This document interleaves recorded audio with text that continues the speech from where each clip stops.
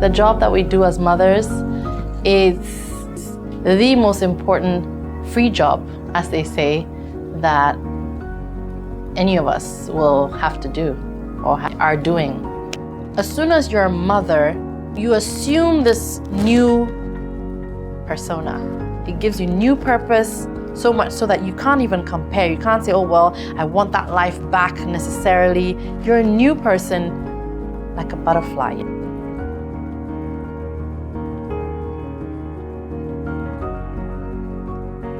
It's been, 7 years of motherhood for me, and it's been a mind-blowing experience. There's been ups and downs, there's been tears, there's been laughter, there's been apprehension, there's all the emotions you can think of. As a mom, you can't just say, okay, I'm gonna ride it through and then I'll wait till the end to celebrate myself. You have to take it a day at a time because it can get very overwhelming. Just relax, like reflect, pamper yourself, do something, because you cannot give what you don't have. So if you don't have love in you or relaxation in you, you cannot be relaxed to your children or to your family. You can't give anything. So I celebrate what I've been able to do today, and then I look forward to the next day. So yeah, every day is a celebration for me.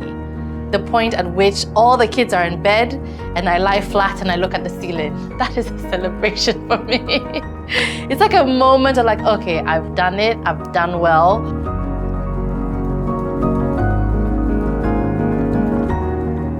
But I would say then, Mother's Day is then the grand celebration. So imagine every day you have a good meal, you celebrate a little, you have a glass of, something good that you like to drink, and then you have a party for Mother's Day. So this is the party.